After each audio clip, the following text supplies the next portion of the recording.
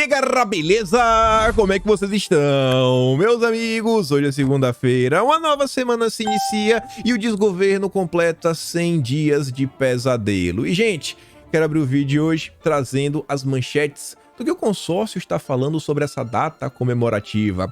Houveram algumas críticas moderadas, mas obviamente temos aqueles jornalistas picanheiros passando pano para os maiores absurdos que o Dilma vem fazendo. Depois, quero falar sobre Jair Messias Bolsonaro, algumas coisas interessantes como uma fala do ex-ministro Marco Aurélio Mello sobre uma das ações que Bolsonaro deve responder na justiça. E eu acho que vocês vão concordar com o ex-ministro, bem interessante. Também quero falar sobre a entrevista que saiu aí no Globo com um ex-porta-voz do PT, onde ele identifica algumas coisas que a esquerda anda errando e que Bolsonaro nada de braçada. Eu quero comentar com vocês algumas coisinhas, não quero adiantar mais.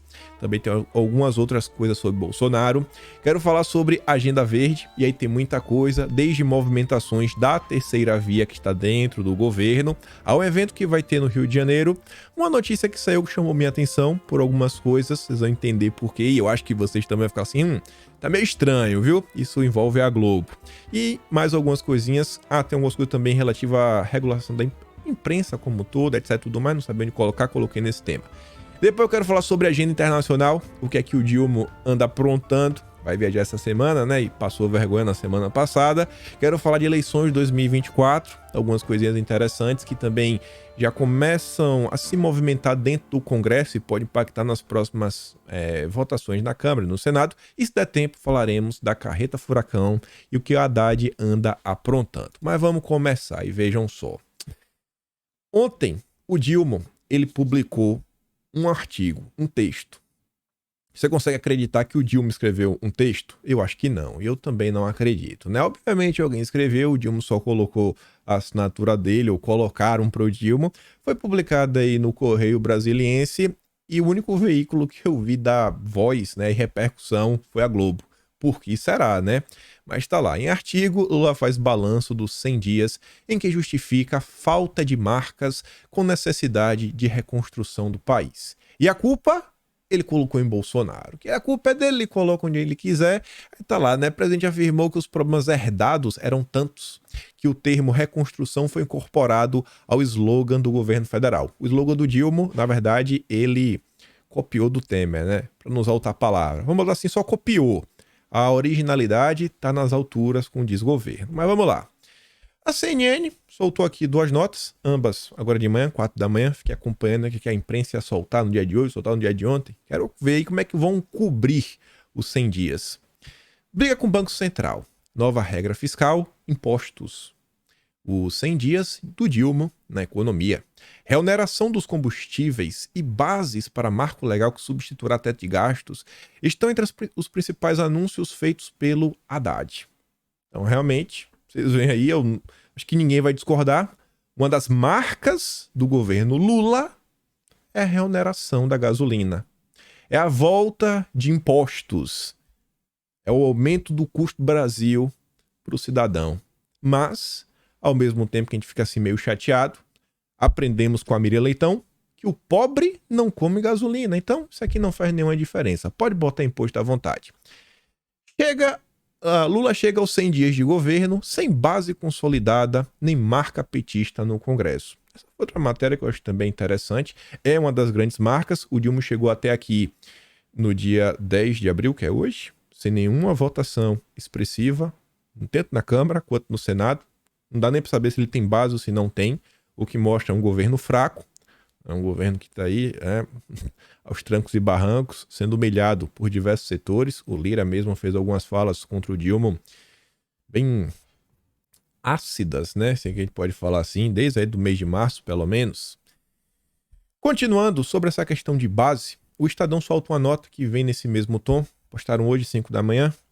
Impacto de 8 de janeiro desafia governo e oposição põe foco em CPI. Essa é a manchete, eles estão discorrendo algumas coisas que aconteceram, que pode estar causando um problema aqui, um problema colar pro Dilma. E lá para tantos fala o seguinte, ao contrário do que ocorreu em seus 2 primeiros mandatos, o Dilma não teve lua de mel com o Congresso nesse período. E não vai me falar que é por causa do dia 8. A própria matéria fala o seguinte, o dia 8 foi uma oportunidade.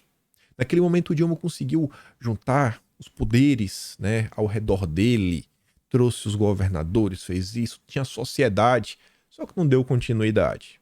Obviamente que não ia dar também, né? O Dilma não tem nada para entregar, não tem nenhuma frente ampla. O que tem é um governo mais petista do que nunca. Com projetos importantes em risco por causa da disputa entre as cúpulas da Câmara e do Senado em torno da tramitação das MPs, o presidente vive um momento de impasse. Em 100 dias. Esse é o resultado do desgoverno. Avançando aqui. Que razão não está avançando? Cadê? Aí. O Globo. 100 dias de governo Lula. O Globo não. Esqueci. Vou falar o nome da jornalista. A Miriam Leitão. Então você já espera aquela passada de pano. E obviamente ela passou. 100 dias de governo Lula. Balanço positivo. Sinais de alerta. O Lula não erra. Na verdade até erra, né? Mas são erros bobos. Que podem ser evitados. Um futuro melhor. Novo governo avançou em muitas áreas, mas há muitas correções a fazer e repetições de erros a evitar. Mas avançou, gente. A Miriam Leitão faz questão de destacar o lado positivo, o copo meio cheio. O Reinaldo Azevedo mostra que ele não vai ficar atrás, ele vem com tudo na disputa agora, né, desse mês de abril pelo picanheiro de ouro. O governo faz 100 dias. A imprensa errou no período muito mais do que Lula. Precisa continuar. Essa é a turma, né, independente. Com cabeça de 2003, Lula toma choque de realidade nos primeiros 100 dias. Eu acho que essa nota aqui da Carla Araújo e Lucas Borges faz muito mais sentido, né, do que o Reinaldo Azevedo e também do Sakamoto. Você vê que quando pega os picanheiros, eles perdem a mão, eles não se contêm. O Sakamoto falou o seguinte, meu Deus, ó. Lula completa 100 dias enterrando o cercadinho e falando com a imprensa. Gente, a imprensa é o cercadinho. A imprensa é o cercadinho. O Lula só fala para a extrema imprensa, para os picanheiros, para os jornalistas que não são independentes, para os jornalistas que são subalternos, para os jornalistas que são militantes, que não tem nenhum apreço pela verdade. Apenas eles usam a sua pena, a sua caneta, o seu teclado para escrever matérias que enalteçam o governo federal e que quando ele errar, tente colocar a culpa em Bolsonaro. É isso que está acontecendo. E aí, pro Sakamoto, que falou sobre o cercadinho, no dia de ontem, o ministro, né, da SECOM, Paulo Pimenta, fez questão de divulgar um vídeo, eu não vou dar play aqui, né, mas vocês conseguem ver a imagem, onde o Dilma vai receber a população protegido por uma cerca de arame farpado. Esse é o cercadinho do Dilma. Você vê com total respeito com a população, né? Arame farpado para vocês, eu aqui de boa no meu canto, né? E vida que segue. Mas vamos continuar, né? Que do Dilma a gente já falou demais. Vamos falar um pouco de Bolsonaro, depois a gente volta a falar do Dilma de novo. Isso é uma notícia interessante que só corrobora com algumas que já saíram na imprensa e que, pelo menos, me animam bastante. Que a gente vai falar de eleição 2024. E pela primeira vez, acho que na história do Brasil, a direita tá se organizando. Quando a gente olha assim, às vezes no micro, sabe, dá uma tristeza, a gente olha assim e fala, dá um desânimo, é derrota aqui, derrota lá, etc, tudo mais. Só que quando a gente dá assim, alguns passos para trás, a gente olha as coisas assim, num cenário um pouco maior, né, mais longo no período do tempo, a gente fala, pô, a coisa tá melhorando. As tias do Zap aí, aos trancos e barrancos, o poderzinho delas, conversa com um, conversa com outro, tio do churrasco, o primo, manda informação, manda notícia, conversa com as pessoas, né? Vai trazendo mais pessoas para a direita, faz aquele trabalho de base, eleger uma pessoa aqui, eleger uma pessoa colar, papapá, tititi. Chegamos no ano 2023, onde a direita meio que tem um partido, meio, né? Não tá aquela briga maluca que foi o PSL, meio que tem um partido que vem dando certo espaço. O partido não tem ainda o melhor dos estatutos. O partido, sabe, tá super organizado, tem isso, tem um braço de comunicação, reage rápido, papapá. Não, tá indo. Mas tá fazendo alguma coisa. E graças a Deus, vem auxiliando aí Bolsonaro a criar, né, e solidificar, consolidar esse projeto que ele vem capitaneando aí nos últimos anos. E aí a Veja fala que o PL já prepara uma série de viagens para Bolsonaro, para Michele e para o Braga Neto, que eu acho interessantíssimo. Aí fala que a partir de maio, Bolsonaro, né, o PL, na verdade, vai virar uma espécie de agência de viagens. E tomara que vire mesmo. Bolsonaro vai visitar pelo menos 2 estados por mês. Eu acho que é muito bom. Pode até ser mais, né? Se Bolsonaro aguentar. Em agendas com apoiadores locais planejadas para arrastar militantes como nos velhos tempos de campanha 2018. Eu, pra mim, se Bolsonaro começar a rodar o país, começar a ser recebido como era em 2018, meu amigo, ele vai se empolgar. E ele vai querer ficar viajando a semana toda, né? Aí, em vez de ser 2 estados por mês, vai ser 2 estados por semana. Do jeito que o velho é. Se depender de Valdemar, as primeiras viagens serão no interior de São Paulo e a Michelle e o Braga Neto também terão roteiros independentes pelo país. A ex-primeira-dama vai focar na agenda do PL Mulher, enquanto o ex-candidato a vice-presidente cumprirá compromissos em redutos onde a sua popularidade é maior. Graças a Deus. E que eu tenho certeza que essas viagens não vai ser, vamos passear, bater foto, etc, tudo mais. Com certeza isso aqui passa por consolidar, fomentar, criar uma base, tanto para só começar a pensar alguns candidatos para vereador, prefeito nas eleições de 2024, também tentar dar aquela unida, né, no meio de campo, organizar aqui a oposição para a gente vir com tudo no ano que vem. Aí que eu falei para vocês, o ex-ministro da Suprema Corte Brasileira, Marco Aurélio Mello, concedeu uma entrevista para Jovem Pan, onde ele falou uma coisa muito interessante. Ele vê como ato extremo a inelegibilidade de Bolsonaro. E ele está falando exatamente sobre o caso da reunião com os embaixadores. É o que está correndo mais rápido. O ex-ministro Marco Aurélio Mello afirmou que o ex-presidente Jair Bolsonaro não deveria se tornar inelegível na ação sobre os embaixadores estrangeiros. O processo, pode ser analisado ainda neste mês de abril. E a previsão, se não agora, no início de maio. E ele fala o seguinte, abre aspas, é pouco, é muito pouco, sob a minha ótica. E eu acho que a ótica dele é muito melhor que a minha. Para chegar a esse ato extremo, que é o ato da inelegibilidade, ele teve uma reunião com os embaixadores e atuou como presidente da República, utilizando o direito de expressão. Definir. Eu não fiz porque não deu tempo. E saíram algumas matérias em março também. Eu até, quando foi mais cedo, eu até planejei. Só que como eu fiz assim, um pequeno cálculo de tempo, eu vi que eu não ia conseguir terminar a tempo. Mas a minha ideia para o vídeo de hoje, na verdade, eu queria ter feito um dossiê sobre os 100 dias do desgoverno, pensando as melhores matérias de janeiro para cá. Janeiro e fevereiro estava arrumado, porque o Atlas já estava fechado, eu estava com tudo organizadinho. Só que eu tinha que organizar todo o mês de março ainda. Eu comecei a tentar, falei, rapaz, eu não vou conseguir terminar. Eu até iria terminar, mas já ia ficar muito em cima disso daí, pra eu começar a selecionar, botar em ordem, montar uma história na cabeça pra chegar aqui e poder contar. Eu falei, eu acho que não vai dar tempo. E aí eu não quis arriscar, então me perdoem. Se eu tivesse trabalhado, quem sabe, um pouquinho mais nos últimos dias, que eu já tava tentando matar esse roteiro do Atlas de Março, o vídeo de hoje tinha saído mais robusto. Mas eu queria eu queria pegar para trazer para vocês algumas matérias. Algumas já estão notas de fevereiro, algumas também de janeiro. A imprensa coloca essa situação aqui de Bolsonaro. A gente comentou no vídeo de ontem. Comentamos no vídeo de ontem. Aquela, por exemplo, do Cássio. Ó. Ou o Cássio pode estar do lado da democracia, ou ele pode estar no que existe de pior no Brasil, que é ao lado de Bolsonaro. Ou seja, só tem uma opção para a justiça: condenar Bolsonaro. Isso aos olhos da imprensa. Já quando você pega um ministro que já fez parte do Tribunal Superior Eleitoral, que já fez parte da mais alta corte do Brasil, ele diz que esse é um ato descabido. Então você vê a diferença. Você vê o que é o consórcio no Brasil. E as diversas razões que levam eles a quererem tornar Bolsonaro inelegível, você deve imaginar muito bem. Uma delas é que pro Dilma, no primeiro momento, seria bom, não ter que concorrer com o Bolsonaro. Só que, além do Dilma, quem tem hoje no Brasil, o grupo mais interessado na inelegibilidade de Bolsonaro é a terceira via. Foi Bolsonaro, é a presença de Bolsonaro no debate público que enterrou a terceira via. A terceira via no passado era Fernando Henrique Cardoso, era o Alckmin, era o Aécio. Seria qualquer nome aí da terceira via, tipo Amoedo. Bolsonaro entrou, as pessoas que não queriam votar no PT falaram, cara, agora eu tenho um cara que eu quero votar, eu tô votando de boa vontade, eu não tô tampando o nariz para ir votar em Bolsonaro.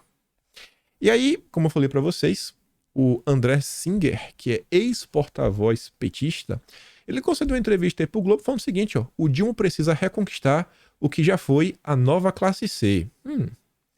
Matéria assim meio interessante. Essa manchete me traz algumas lembranças de um vídeo que eu falo, de uma fala que eu pronunciei na semana passada, nos últimos dias. Olha o subtítulo. Ex-porta-voz do petista diz que ele precisa investir nos que têm renda familiar de 2 a 5 salários mínimos. Vê urgência por resultados na atual gestão e avalia que Bolsonaro se isolou após o dia 8.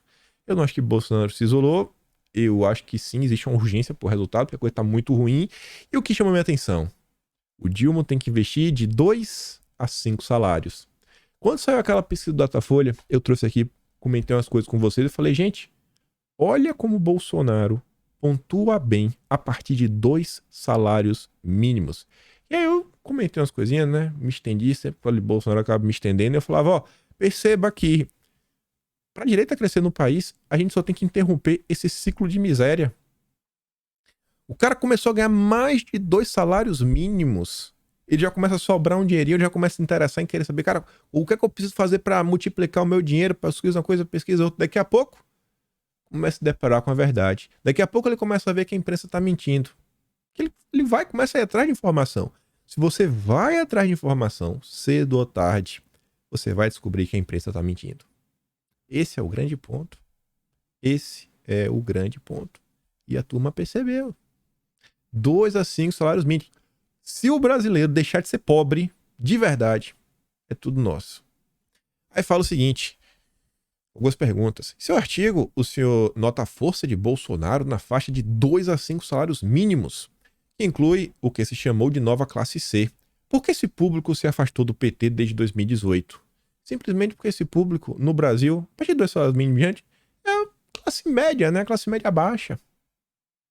E a classe média baixa ela não aguenta mais o que está acontecendo. A classe média também não aguenta mais trabalhar todo santo dia para dar vida boa para picanheiro, sem receber nada em troca, sem receber saúde, sem receber educação, sem receber infraestrutura, sem receber segurança. Não tem nada, nada. É um apagão. Uma das minhas hipóteses é que 2 grupos específicos, os evangélicos e os militares, funcionaram como soldadores ideológicos do bloco bolsonarista. Criaram ideologia que pode estar dialogando com esse setor, de 2 a 5 salários, considerando que há no Brasil um problema grave de segurança pública e que o fundamentalismo evangélico diz que, se você se esforçar, vai melhorar. Mas isso é só evangélico? Eu pensei que isso era meio que natural do ser humano, né? Se você se esforça, normalmente melhora. No realinhamento de 2006, o lulismo passou a ser a opção dos mais pobres. Mas esse grupo que eu estou citando é intermediário. O Bolsa Família, por exemplo, não é para eles. Gente, qual é a política hoje no Brasil para a classe média? No Brasil do Dilma, qual é a política da classe média? Nenhuma. Nenhuma. Só tem vez os super ricos, a turma do conselhão, os empresários amigos, os banqueiros, esses são os prioritários. Depois, os amigos, indicações, cargos, etc, tudo mais. E aí pensa no pobre, os bolsões. E o resto do país inteiro? Aí a Miriam Leitão vem falar, o pobre, a classe média, né? Pobre não come gasolina. Te vira aí, classe média. Aí depois não entende por que não tem nenhum tipo de apoio. Então, a nova virada do lulismo passa por reconquistar essa faixa salarial. E ele diz, ó, o Dilma precisa manter o desempenho na faixa de até 2 salários mínimos. E melhorar no grupo de 2 a 5 salários, onde Bolsonaro teve 9 pontos a mais do que o petista na última pesquisa. Imagina o cara tendo um dinheirinho sobrando, ele começa a pensar, pô, vou comprar um carro. E quando ele pensa em comprar o carro, ele descobre do DPVAT, fala, pô, Bolsonaro, DPVAT, no carro, a moto. Pô, DPVAT, vê o que o governo tá discutindo agora. Não, agora não, né? Mas lá atrás ele começa a ver uma coisa. Aí de 2 a 5 salários mínimos, sobe o dinheirinho, ele gosta de jogar, né? Ele fala, pô, comprar um videogame novo. Ele vai lá comprar e fala, pô, Bolsonaro zerou imposto. Pô, o Dilma voltou e aumentou. Ah, miserável. Sobrou um dinheirinho, ele quer fazer uma compra na Shine, na AliExpress. Celular novo da Xiaomi. Vai comprar. Dilma, miserável. Me taxou R$600. O produto era 200. Então, a turma começa a entender que o Estado, cara, tá contra ele. Ele começa a se perguntar. Eu acho extremamente difícil. Ele dá direcionamento, mas ele não sabe como resolver o problema. É preciso gerar emprego e renda, porque a questão material tende a prevalecer no Brasil em relação à questão de ordem moral e dos costumes, cujo papel é diferente em países com situação geral de renda e bem-estar mais consolidados. Eu acho que no Brasil existe uma mistura, um mix. E eu acho que se as pessoas realmente entenderem quais são os valores morais que a turma da esquerda defende, a coisa muda. Tanto que, durante o período eleitoral, o Dilma escondeu grande parte de sua agenda progressista, né? Fingia que não, olha só, tudo mais, etc, tudo mais, pipipi. Além do peso desta agenda econômica, há alguma cena específica que o Dilma pode fazer para melhorar entre os militares, os evangélicos, os cristãos como um todo. Ele fala, o núcleo mais ideologicamente organizado tende a ficar onde está. Não tem o que o Lula fazer, né? Não tem. Parte dos evangélicos, olha agora, viu? Adotou uma agenda semelhante à que se vê nos Estados Unidos, de querer um país cristão. Olha como eles são malvados. Querer um país cristão, gente. O que ameaça uma base fundamental do Estado brasileiro, a laicidade. Tem nada a ver uma coisa com a outra. Aí lá pra frente, ele fala algumas coisas que eu acho que ele tá com a percepção interessante. E eu acho que eu concordo aqui com a maior parte das perguntas e as respostas. O jornalista do Globo pergunta o seguinte, ô cidadão, quem pode suceder Bolsonaro no campo da direita? E ele disse, creio que não existe nome ainda. E eu concordo com ele. Bolsonaro possui uma capacidade de comunicação popular. Tem igual. Não tem igual. Não tem igual. Ele ainda diz, ó, não vejo isso em figuras como Tarcísio e o Zema. Eu também não vejo. Talvez seja por isso que eles queiram tanto tornar Bolsonaro inelegível. É muito melhor para a terceira via concorrer. Gente, o que o Zema só é antipetista? Alguém sabe a posição do Zema aí sobre a pauta de costumes? A posição clara do Zema sobre questão de defesa, se o cidadão vai poder ter uma ferramenta, se ele vai lutar por isso, ele vai comprar essa briga, ele vai aceitar apanhar da imprensa para garantir que o cidadão possa se defender? Será que vai? Eu não sei. Eu não sei quais são as posições do Zema. Tarcísio eu também não sei quais são várias. Se ele vai comprar algumas brigas. Bolsonaro eu sei. Esse daí não tem medo de ninguém. A esquerda também tem esse problema. Sim. A esquerda, quem é? Eles tiveram que pegar o Lula. Se tivesse outro... Vocês acham mesmo que não tinha... Que se tivesse outro nome com chance de vencer Bolsonaro... Você sabe como é, né? Não vou entrar em detalhes. Vocês acompanharam muita coisa ao longo do ano passado. Mas enfim. Se tivesse um nome, né? Mais fácil, assim, de conseguir apoio, etc. Tem certeza que o candidato ia ser o Lula? Só tem ele. Lula passar, a esquerda vai entrar em crise.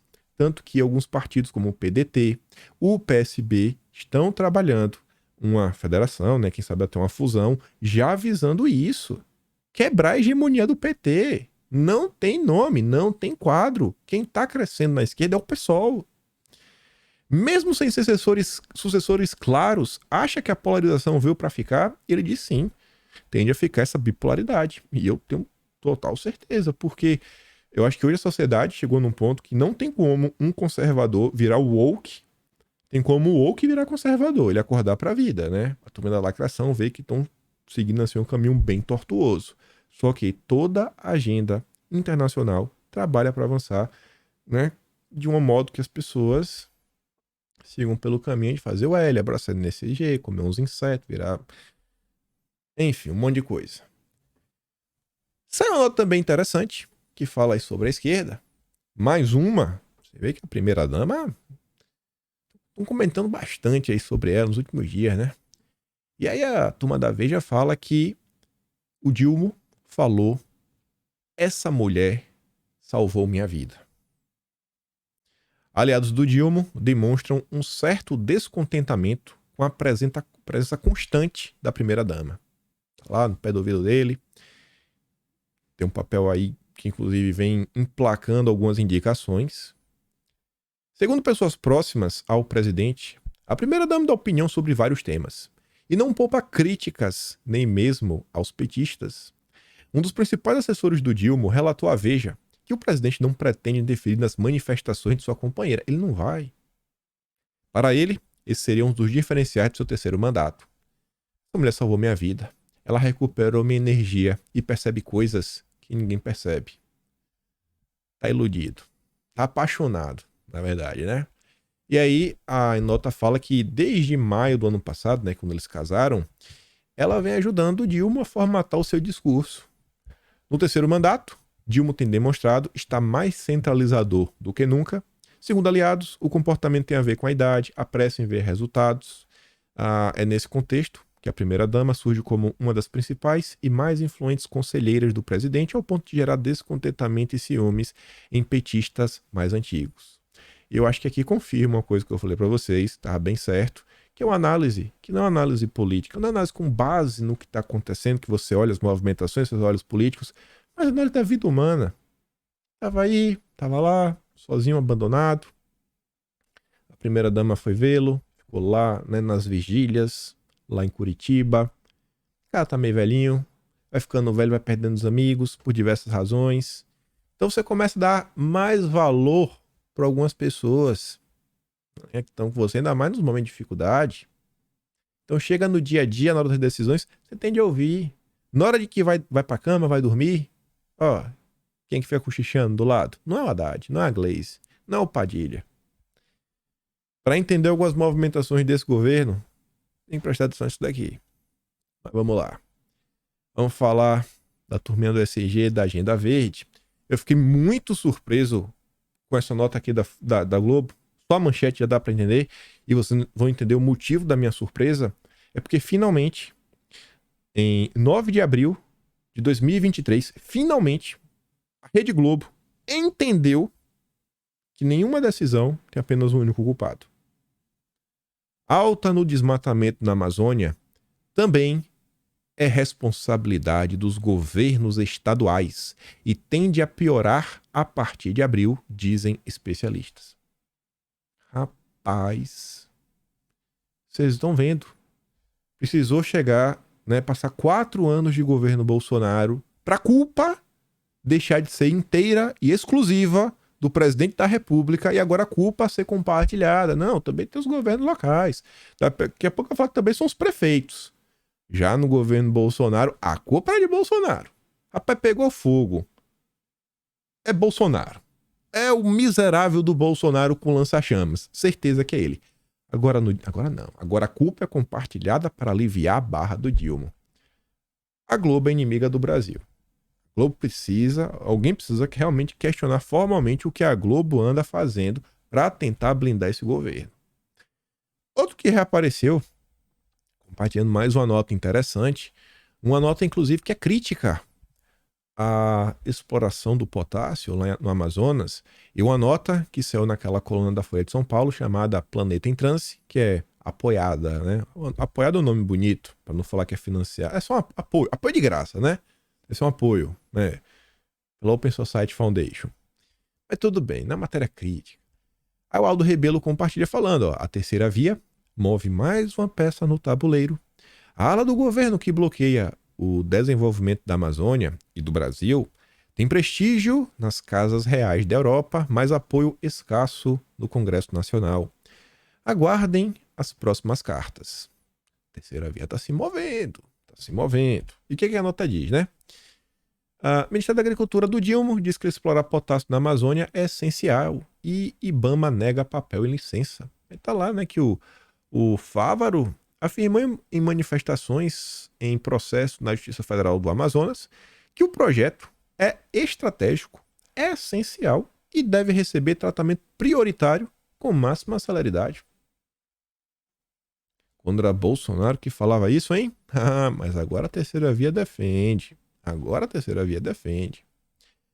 No mesmo processo, o IBAMA reforçou o entendimento de que a competência para o licenciamento do empreendimento é do órgão ambiente local.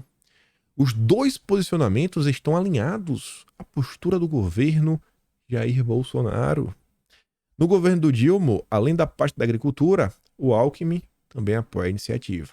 E depois disso daí, né, esse aqui é o 4º parágrafo, a matéria é longa, aí depois é só levantando críticas, levantando questionamentos, apontando possíveis problemas de avançar com isso. Meu Deus, não pode. Deixa o potássio lá quieto. Depois a gente pensa na agricultura. Deixa lá quieto, não mexe agora não. Enfim, a terceira via se movimentando. Outra coisa que chamou minha atenção, eu falei pra vocês na introdução, e eu não queria explicar o porquê. No vídeo de anteontem, eu comentei com vocês, né, um perfil lá no Twitter, a Bia da Caserna, Era a Bia do Mac, né? Mas depois que ela mostrou quem foram os jornalistas que fizeram naquela época lá do escândalo do Mac, perseguiram ela, derrubaram o perfil dela. Enfim, eu sei que voltou. E aí ela compartilhou essa questão do C6 Bank que eu trouxe no vídeo. Eu falei, olha que interessante, né? O banco aí, o aplicativo, para você compensar o carbono, fica sempre lá vermelhinho. E, gente, as notícias que falavam sobre o C6 Bank, né, e essa iniciativa do extrato de carbono, todos os veículos que publicaram isso soltaram suas notícias mais ou menos no dia 15 de março. 15 de março. E eu acho que teve uma nota que saiu no final de março, por alguém, algum veículo assim maior. Desde então ninguém comentou mais. Eu só descobri anteontem, que eu trouxe em vídeo. E antes de trazer em vídeo, eu compartilhei no Twitter. E aí eu achei, assim, uma extrema coincidência que depois que a Bia postou lá no Twitter e eu compartilhei, né, questionando algumas coisas sobre essa questão do extrato de carbono, para minha surpresa, horas depois, o Globo publicou a nota. Eu falei, rapaz, bom, eu tentei até pesquisar essa jornalista, ver se eu achava no Twitter, não achei o perfil dela. Tem vários perfis de jornalistas da Globo que acabam me seguindo. Eu fico de cara, eu falo, rapaz, será que essa turma anda observando, não a mim, né, a direita como um todo? O que é que a direita anda comentando pra já entrar em campo pra passar pano? Será? Eu não acredito. Jamais a Globo ia fazer isso, né? Mas tá lá. As operações não geram lucro para o branco. Foi desenvolvida a partir de parcerias com a startup Deep ESG, né, que forneceu a tecnologia para calcular a pegada de carbono. A Ambipar, que já tem uma plataforma, ele deve estar usando a API da Ambipar, né, só para vender dentro deles, que forneceu a solução para a venda do crédito. A gente já comentou sobre a Ambipar em vídeos passados. E a certificação é da Verra. Quero saber quem foi que falou que a Verra tem capacidade, né, porque ela bem aceita ao redor do planeta. Quem certifica os certificadores, né? Mas enfim. Tirando esse de PSG, os outros dois grupos já tinham comentado. Eu fico de cara. Chamou minha atenção. Achei uma baita coincidência. Baita coincidência. O Brasil, né? País dos especialistas e das figuras públicas que têm sua opinião acatada quando é do interesse do establishment. Você deve saber quem é aquela banda Coldplay. Eu conheço por nome. Sei uma música, aquela, acho que Viva la Vida. Começa com os, acho que 11 violinos e um cello, mas enfim. Aí ele, o vocalista, né, é picanheiro, deve ser amigo da Greta. Tá aí, turnê pelo Brasil. E acredite se quiser, lá no Pará, né, na verdade no Rio de Janeiro, o Helder Barbalho foi lá no Rio, ver o show, e aí ele chamou o Helder Barbalho pra uma conversa. Governador do Pará. Imagina. O que o cara é? Cantor. A convite do cantor, o governador do Pará vai para Nova York, no fim do mês, participar da cúpula do Cidadão Global, iniciativa de combate à crise climática e contra o avanço da pobreza no mundo. Olha quem pauta os nossos políticos. Será que se algum cidadão brasileiro, algum artista brasileiro, convidar o Helder Barbalho para alguma coisa, ele vai? Mas quem recomendou foi o Coldplay, né? Das pulseirinhas coloridas. Aí veja, essa notícia aqui também chamou minha atenção. No mesmo vídeo que falamos sobre a C6, eu acho, foi o vídeo de anteontem, tinha uma notícia que eu coloquei aqui de novo para relembrar. E aí eu vi essa nota aqui, saiu na conta da Mônica Bergamo, né? Eu vi assim, está todo mundo lutando pela atenção das pessoas. Diz presidente do Rio 2C. Aí eu falei, eu vi esse evento em algum lugar. Isso chamou minha atenção quando eu li a manchete, né? Eu cliquei para ler a notícia. E eu falei, a Mônica Bergamo, agora que o Lula ganhou, ela parou de cobrir tanto política. Ela voltou a fazer o que ela fazia no passado, que é com a de fofoca e tabloide. É briga de jornalista, lançamento de livro, peça teatral. Voltou. Agora não precisa mais ajudar, né, a esquerda. Né, quem sabe aí no ano que vem, no período eleitoral, ela entra em campo de novo. Mas enfim. Aí fala sobre esse evento. Olha que interessante. Esse evento, Rio 2C, que seria Rio 2C, né? É um trocadilho assim, o que tem para ver no Rio de Janeiro. O tema desse evento, a propósito, é soft power. Ou poder suave. Um termo inventado no final dos anos 80 por um cientista político norte-americano chamado Joseph Nye, que significa a maneira que um país, uma cidade ou um estado influenciam o comportamento das pessoas. Isso muitas vezes através de uma agenda cultural. Soft power. Nas palavras do próprio criador do conceito, poder é a capacidade de influenciar os outros para que façam o que você quer. Basicamente, há 3 maneiras de fazer isso. Primeiro, ameaçá-los com porretes. Segundo caminho para exercer o seu poder, recompensá-los com cenouras. Você dá alguma coisa em troca para o cara fazer o que você quer. E o terceiro caminho de influenciar pessoas a fazer o que você quer é atraí-los ou cooptá-los para que queiram o mesmo que você. Se você conseguir atrair os outros de modo que queiram o que você quer, vai ter que gastar muito menos em cenouras e em porretes. Não vai gastar com cacetada, não vai gastar dando cenoura recompensa. Exerça o soft power. E por que chama minha atenção? E o que é que isso aqui tem a ver com a Agenda Verde? Matéria que eu meti no vídeo para vocês de anteontem. Evento no Rio de Janeiro discute a abordagem do cinema sobre as mudanças climáticas. Ao invés de descer o porrete para avançar com a agenda climática, ao invés de ter que dar alguma recompensa para avançar com a agenda climática, vamos utilizar do soft power, vamos utilizar do poder da influenciação, fazer com que as pessoas desejem, que elas se preocupem com o clima e avancem com isso. É o tema central do evento. Aí fala, né, que a Stella Renner, cofundadora da Maria Farinha Filmes e a vice-presidente do painel intergovernamental sobre mudanças climáticas, que é da ONU, né?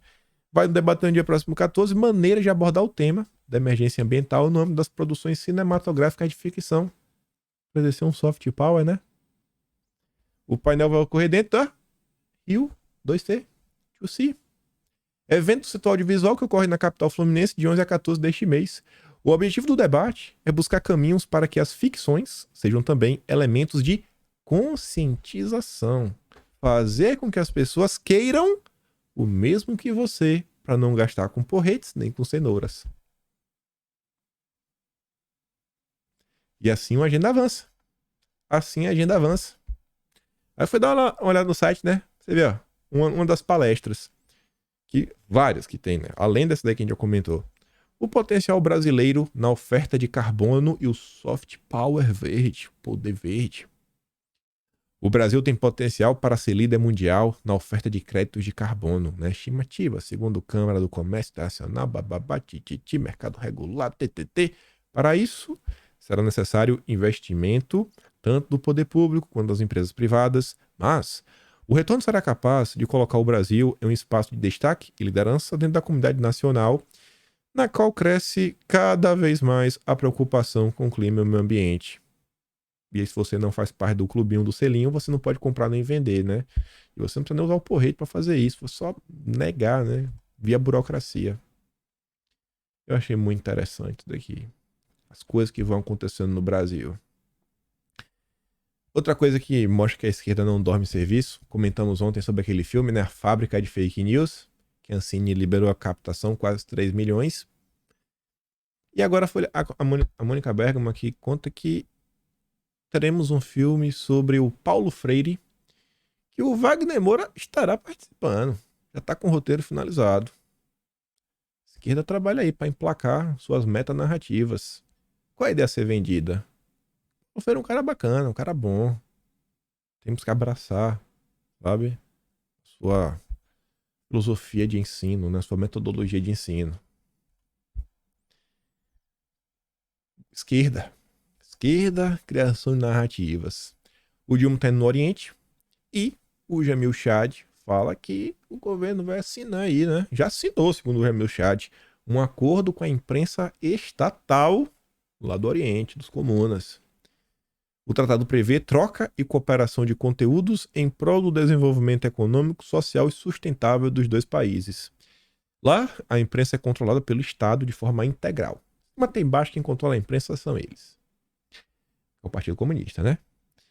Fica estabelecido, inclusive, o intercâmbio de profissionais. Mandar uma turma pra lá, pra pedir umas coisinhas, voltar pra cá, né? Um mix. Vocês acham que... O que é que vocês acham que vão sair disso daqui, né? Daqui a pouco começarão a aparecer umas notícias na Globo aí defendendo que o Brasil abrace a nova Rota da Seda. Sem dúvida. começar a vir, né, umas notas. A imprensa brasileira já é especialista em fazer propaganda a favor da esquerda. Só tem que ir lá para aprender o que é que precisa ser divulgado. É só mandar aquele. A Miriam Leitão. Já pensou a Miriam Leitão fazendo intercâmbio? 2 meses lá? 2 meses? Vai lá numa boa.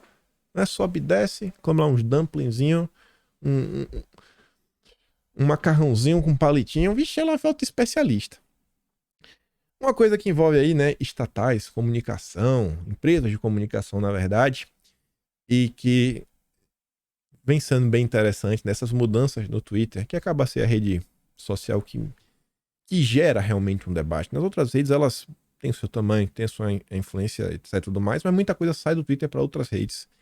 E aí o Poder de 60 conta que o Twitter agora, né, sob nova direção do Elon Musk, rotulou a BBC e a VOA como mídias financiadas por governos, porque elas são. Elas são.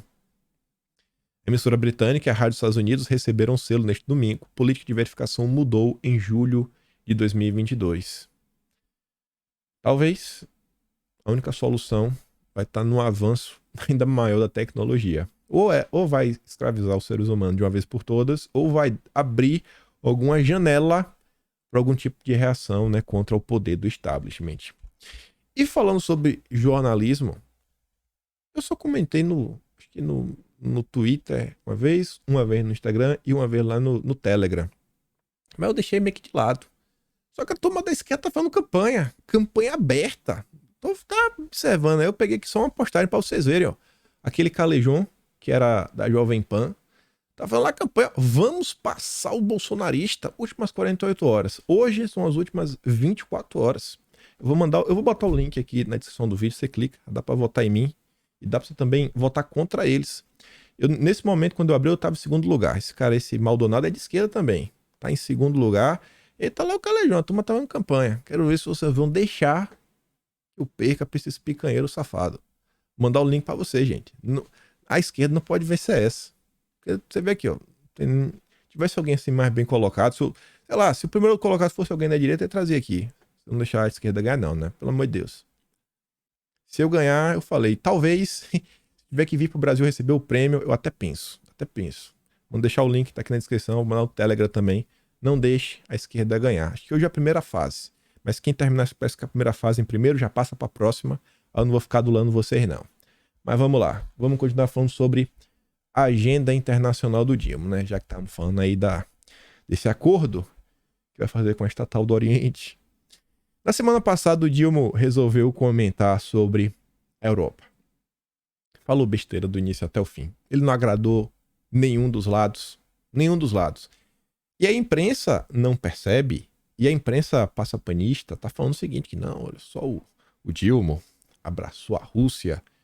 E isso é tudo que a esquerda quer ouvir. É tudo que a esquerda quer ouvir para falar que o Dilma não traiu eles. Só que não. Do mesmo jeito que o Dilma fingiu, né, atacar o Ocidente, porque assim, eu acho que hoje ninguém no Ocidente tem a mínima esperança que a Rússia devolva a Crimeia, né? Isso é zero chance. Talvez aquela região lá, né, de Donbás, etc, tudo mais, essa parte talvez. Esperança mínima, mas Crimeia, esquece. Aí o que é que o Dilma disse? O Putin não pode ficar com o terreno da Ucrânia. Talvez não se discuta a Crimeia. Eu tô falando, mas tem que devolver, viu, Putin? Aqui que tá o grande ponto. Mas o que ele invadiu de novo, vai ter que repensar. Então, de mais uma vez, ataca os russos. Só que ele também fala um monte de besteira aí sobre a Ucrânia, né? Assim, cara, cala a boca. Quem é tu na fila do pão? Aí diz que o Zelensky, né, não pode também querer tudo que ele pensa que vai querer. A OTAN não vai poder se estabelecer na fronteira. Aí o Dilma falou isso. Não demorou muito tempo. Autoridades ucranianas criticam a postura do Dilma para acabar com o conflito. Fizemos piada internacional. Lula foi meter o nariz no que ele não tem nenhuma capacidade para resolver. Colocou o Brasil passar vergonha. Depois disso, o próprio Zelensky, né, gravou um vídeo sem citar o nome do molusco.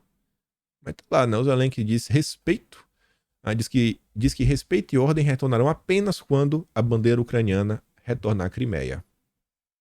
Ou seja, ele está respondendo ao Dilma, né? Tanto tá ali, ó, o pronunciamento do líder acontece após o Dilma sugerir que a Crimeia fique de fora de negociações de paz.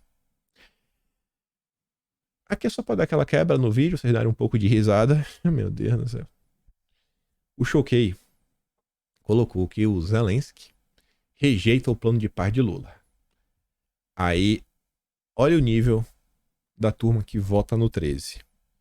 O Bolsonaro, mesmo não estando na presidência mais, consegue mexer os pauzinhos, né? Incrível.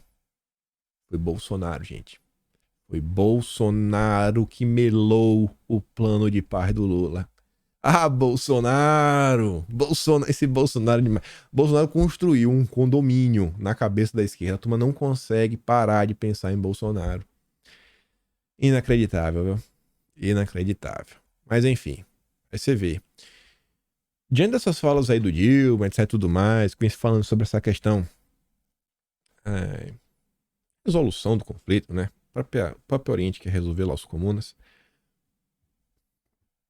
O Globo divulga aqui uma nota, que é na FP, Agência Internacional, que direto eles postam uma notícia, onde o chanceler russo diz que para ter paz, a paz deve ser baseada em uma nova ordem.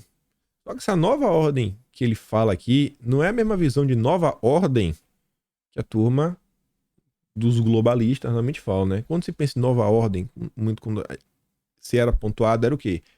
Que a turma tentando fazer, o governo mundial, etc, tudo mais, PPP, tititi.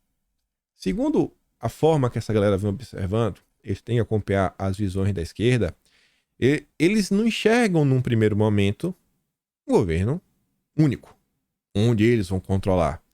Ainda terão alguns países, né, independentes, soberanos, mas aqueles sobrando daquele jeito, né? Os comunas mesmo, com a nova Rota da Seda, tá fazendo aí que vários países se endividem, né? Com dívidas, etc, tudo mais. Então, pode dar várias ordens, faça isso, não faça aquilo outro, etc, tudo mais, ppp, tititi. Os russos também não brincam em serviço, mas essa visão é totalmente diferente, né? Ainda assim, eles falam sobre essa questão do mundo multipolar, onde vários países vão exercer algum tipo de controle sobre as suas próprias fronteiras, né? Dentro da sua própria casa. E aí ele fala que essa nova ordem tem que ser livre do domínio dos Estados Unidos. E aqui não lê também Estados Unidos. Isso aqui, sei lá, bota ocidentais, atlanticistas, ONU, né, globalistas. Não é os Estados Unidos. É muito mais questão do Partido Democrata. E toda essa agenda que essa turma tenta pregar. As negociações só podem ocorrer se os interesses, né, dos russos forem levados em conta. Esses são os princípios sobre os quais uma nova ordem será fundada. Essa confusão aí, para onde as coisas vão, eu acho que não vai se resolver de uma forma tão simples. E eu realmente acho que esse mundo que a gente viu aí nos últimos 20, 30 anos, não sei se ele vai ruir, mas acho que muita coisa vai mudar. Tanto que você vê essas discussões que já estão acontecendo em torno do dólar, em torno do petróleo, né? A desdolarização da economia mundial, isso já está avançando. Eu espero, de coração, que a nossa classe política, o nosso empresariado, né? As pessoas com poder de influência saibam posicionar o Brasil, sempre colocando o Brasil em primeiro lugar. Sem alinhar com nenhum lado, porque vai se alinhar com Biden, vai se alinhar com o Partido Verde, né, o Partido Democrata da Alemanha, vai se alinhar com Macron, vai se alinhar com o Putin, né, o Xi. Não tem ninguém nesse momento. O único aliado do Brasil é o Brasil. Brasil. Pensa no Brasil. Espero que os nossos representantes pensem em nosso país em primeiro lugar. Tá mais do que o suficiente. Outra notícia que envolve aqui uma coisa rapidinho só para comentar com vocês. Tem uma empresa aí, brasileira, a Avibras. Ela desenvolve coisas aí, né, tecnologia de defesa. É uma área bem sensível, né, defesa. E ela tá para ser vendida. Tem uma empresa alemã que demonstrou interesse, é a Rheinmetall. E entre os acionistas temos a Vanguard e a BlackRock. Olha que coincidência, né? Essa Fidelity eu não conheço. Mas enfim, o perfil tá comentando, só a nível de curiosidade, né? Mostrar para vocês. A BlackRock tentando comprar uma empresa no Brasil. Aí quando você lê a porcentagem, no final do dia, são essas empresas que têm mais de 2% que conseguem ter força para na hora de influenciar nas votações de conselho e dar o direcionamento, né, das empresas para onde eles vão. quase encerrando aqui essa questão internacional, aqui é só para refletir também as coisas que acontecem no Brasil, pensar aí na turma do Moro, do Deltan. Chavismo aposta em discurso anticorrupção para recuperar a base na Venezuela. Vocês conseguem acreditar que a turma do Maduro vai lutar contra a corrupção? É a mesma coisa acreditar que o Moro, né, quer lutar contra a corrupção. É a mesma coisa. Esse discurso no final do dia é só para conquistar o cidadão. E aí, para encerrar, e a gente começar falando de eleição, já pegando a notícia que tem a ver com eleição, Guilherme Boulos, o candidato do sistema, que promete ter uma campanha de uma forma nunca antes vista, né, em termos de tamanho, magnitude, vai dar início aí no Chile a agenda com prefeitos estrangeiros. Se não me engano, foi a Mônica Bergamo que ajudou a divulgar isso daqui. O objetivo do parlamento é ter contato com experiências inovadoras de gestão. Viagens serão custeadas por organizações e movimentos locais. Aí tá lá, né? Lei de novo. De acordo com o gabinete do deputado, as viagens serão custeadas por organizações. Quais? Seria interessante falar, né? Quem que tá pagando essa viagem do Boulos? Quais ONGs? Alguma ONG que recebe dinheiro do Jorge Soros? A turma do IREE do Alfredo Vardi vai estar ajudando o Boulos também? E quando ele chegar nos países, os movimentos locais que vão montar a agenda. Imagina, né, a desenvoltura de um movimento local para conseguir arrumar com Boulos a agenda com o prefeito, com, sei lá, o presidente do país, se for o caso, né? Pro país de esquerda, como é o Chile lá, o Boric.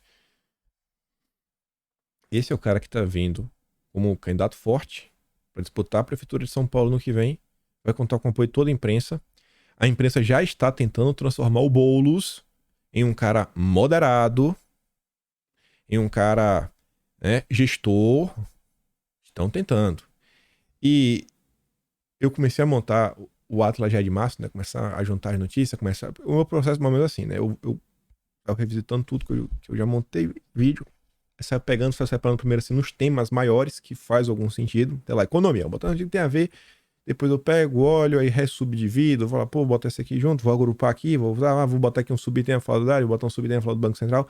Enfim, e aí montando, tinha uma notícia. Não era notícia. Foi um vídeo que circulou quando o Nicolas, né, colocou a peruca, fez aquele discurso. No dia seguinte, quem que foi no programa do Datena? Guilherme Boulos. E o Datena, que não era, né, assim, etc, tudo mais, era meio de esquerda, né, meio progressista, mas nunca tinha deixado tão na cara as suas reais intenções. Ao lado do Boulos, o Datena falou que o Nicolas era um fascista. Falou que a gente não podia ter espaço na política do Brasil. Ao lado do Boulos. E aí o que a gente viu agora no final de março? O Datena e o Boulos juntos. O Datena falando, ó, sou teu vice, pai. Chapa fortíssima. Então nada na política é aleatório. Poder estar revisitando agora... Eu queria poder ter feito um vídeo só sobre os 100 dias, mas era um trabalho que eu não ia conseguir entregar hoje, infelizmente. Vai depender, quem sabe amanhã ou depois, se eu conseguir entregar, né? Mas vamos continuar. Ainda falar de eleição, então coisas interessantes. E aí, prefeito? A provocação do Boulos a Ricardo Salles. Se vai ser Salles, se vai ser o Ricardo Nunes, se vai ser Eduardo Bolsonaro, vai ser o cachorro caramelo, eu não faço ideia. Eu só não quero que o Boulos vença. E o Boulos já tá aí, né? Se movimentando como tá mais do que claro. E você vê, o Boulos já começou a aplicar a estratégia de querer polarizar com todo mundo. Primeiro para garantir que ele é o cara. Isso pra mim já tá garantido. Não acho que a Tabata Amaral vai ter o aval. No máximo ela vai ser a vice do Boulos. Essa eu acho que é a chapa, né, o céu de brigadeiro da esquerda. E o que o Boulos faz? Ele rivaliza com Ricardo Salles, rivaliza com... acho que é Ricardo Nunes também, né? É o Nunes. Né? Deixa eu ver, acho que o nome dele aqui. É o Nunes, só tem o Nunes. É o Nunes de São Paulo. Ele rivaliza com os dois, que ele se garante, e aí os dois depois começam a se bicar. Aí o Salles começa a brigar com o Nunes começa a brigar pelo Salles, para ver quem que vai chegar no segundo turno. Eu acho que o candidato da direita, que vai passar pro segundo turno, é o candidato que repete a estratégia do Tarcísio. Vou dar dica aqui pra vocês, pra qualquer um que quiser ser candidato. O que foi que o Tarcísio fez em 2022? O Tarcísio ficou brigando com o Rodrigo Garcia? O Tarcísio sequer chegou a responder o Rodrigo Garcia? No máximo, o Tarcísio se defendeu quando falou que ele era forasteiro. O Rodrigo Garcia, gente, acredite se quiser, ele poderia ter ido pro segundo turno de forma fácil. O cara tinha máquina na mão. Só que o Rodrigo Garcia caiu na besteira de ficar atacando o Tarcísio. Se o Rodrigo Garcia, na eleição passada, tivesse focado em só atacar o Haddad, atacar, né, mostrar o que é o PT, era capaz dele ir. Ele ia pegar essa turma do centro, ele ia pegar aquela turma que não gosta muito de mudar. O cara já tá aí, né? Não vamos mudar, né? O brasileiro tem essa tradição, não, mantém um cara no lugar. Ele ia ter esse apoio.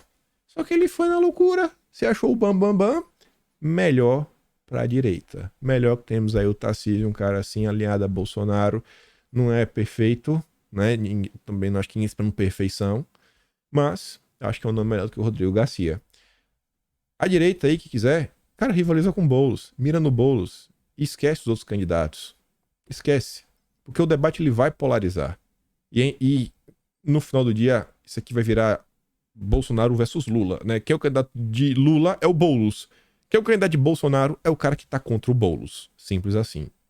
E é pra vocês verem que uma coisa só sai notícia sobre a disputa pela cidade de São Paulo, né? É o terceiro maior PIB do Brasil. Manda no país. Né? Uma cidade poderosíssima. Maior. Nossa, mais importante é de todos os outros estados. Nível assim de força política. Nunes muda a comunicação para criar imagem de obreiro em São Paulo. Tá preocupado.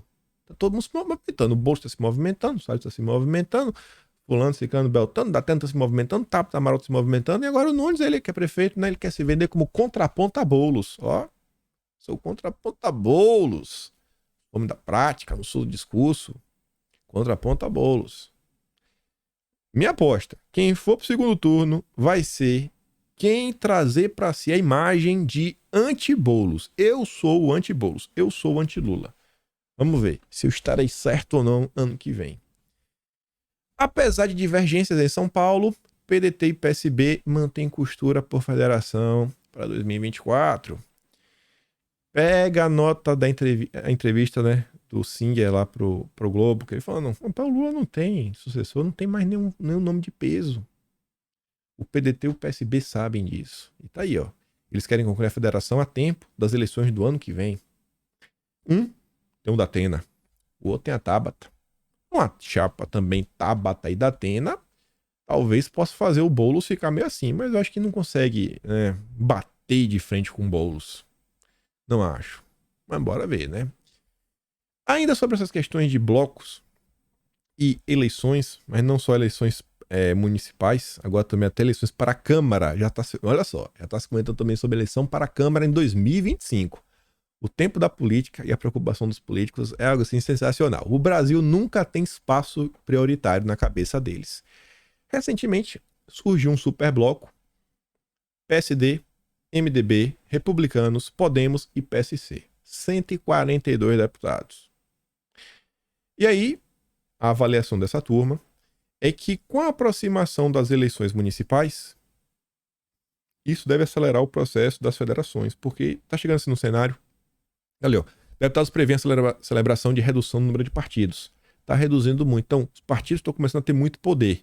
Um partido pequeno bater de frente com um partido grande, com muita verba, vai ficar difícil. Então, eles vão começar a falar, pô, peraí, vamos começar a juntar, agrupar. Isso daqui é o cenário também sensacional para os caciques, né? Vão ficar mandando cada vez mais verba, cada vez uma bancada maior.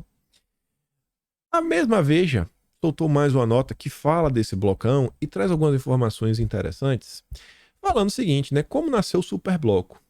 Diz que esse Superbloco nasceu, inicialmente, de duas conversas e que essas duas conversas, nenhuma das duas foi para frente. A primeira conversa foi entre o MDB e o PSDB. E não conseguiram, sabe, se acertar e formar um bloco. Depois, outro que seria mais provável, o PP União Brasil. O Alcolumbre entrou em campo, melou para ajudar o governo, também não saiu do papel. Só que ver isso rolando no cenário, falou, pô, isso aqui tá complicado. A turma tá trabalhando para se juntar. Estão olhando para a esquerda, estão vendo o PSB, o PDT também se unirem, estão vendo o tamanho do PL, estão vendo também a coligação do Dilma com Solidariedade, né? PV, PPP, PCdoB, Rede, Partido Verde. Aí diz, ó, A iminente viabilização dessa última suscitou receio entre os demais partidos, principalmente após a demonstração de força do Lira. Ninguém queria ficar sob o domínio do Lira. E aí foi formalizado o Superbloco para tentar neutralizar a força do Lira, ser um contraponto. E quem foi que trabalhou para esse bloco sair do papel? Baleia Rossi, MDB, que é o partido do Nunes, prefeito de São Paulo. Kassab, amigo do Lula, é o partido que está com a vice-governadora de São Paulo, né, o Ramu, que é o vice do Tarcísio, e o Marcos Pereira, do Republicanos, partido do Tarcísio. Eu não estou falando desses nomes à toa. Eu não estou falando à toa. Por quê? Nos bastidores, os caciques da frente dizem que querem se diferenciar da política do orçamento secreto do Lira. No horizonte, tem até uma candidatura para a presidência da Câmara, já em 2025. O Marcos Pereira não esconde que ele quer ser candidato. Com republicanos se deslocando do ex-presidente Jair Messias Bolsonaro e com a proximidade local e programática entre os três caciques, Baleia Rossi, Marcos Pereira e o Kassab, que sondam inclusive uma aliança para apoiar a reeleição do Ricardo Nunes. Entendeu porque eu falei? O PSD e os republicanos dividem o governo. O MDB tem a prefeitura da cidade de São Paulo. Cara, tá todo mundo em casa. E são partidos onde os seus... Qual o estado desses caciques? São Paulo. O estado de São Paulo... Kassab é São Paulo. Marcos Pereira é São Paulo. Baleia Rossi é São Paulo. O negócio é falar com a União Brasil que o BI vai de Pernambuco. A Semineto da Bahia, não, todo mundo estão jogando em casa. É a chance de criar um bunker, né? Um negócio ali bem organizadinho para trabalhar, tá com a máquina na mão, na prefeitura e no governo. E aí, né, formalizou-se a criação de um novo superbloco que coloca agora, né, como coringa no jogo legislativo. E eu quero saber o que é que o Brasil vai ganhar com isso. Continuando, fora da base, republicanos negociam cargos. Já tem 2 deputados indo republicanos colocando as garrinhas de fora, procurando espaços na Codevasf. Que vergonha por Marcos Pereira, viu? E isso é o que se tornou republicanos em pouco tempo. Expoente do Centrão e apoiador de Bolsonaro, o partido tem se aproximado do Dilma. Deputados da sigla, inclusive seu líder na Câmara, tentam emplacar nomes na Codevasf. Só que o discurso é de independência. Não é de oposição, é de independência. Que vergonha do Marcos Pereira. Isso aqui é tudo com a anuência do Marcos Pereira. 1h02. Isso aqui eu comento amanhã, porque eu quero comentar isso aqui com mais algumas notícias que tem a ver com a agenda econômica e o papel do PP e o que eles vêm fazendo aí com o arcabouço fiscal e outra coisa. Mas por hoje acho que tá bom, né? 1h02. E a gente comenta amanhã também umas coisas que envolvem a Haddad. Umas notícias também que falam sobre segurança pública, umas coisas interessantes que mostram que a Globo não dá mais. Não dá mais. A Globo não dá mais, mas de jeito nenhum mesmo. Enfim. Eu fico por aqui. Se gosta do meu trabalho, como eu pedi, passa no meu canal, valeu, tem um peito na descrição. Compartilha esse vídeo, mesmo de chegar a 800 mil inscritos, meta do ano, não sei se vai dar pra bater, se não der, vai ser do ano que vem, mas espero que bata esse ano. Volta lá no iBest, não deixa a esquerda vencer, o link tá aqui na descrição, vou mandar lá no canal do Telegram e eu espero poder estar aqui amanhã e também ver vocês. Aquele grande beijo, abraço, tamo juntos, valeu meus amigos, fui!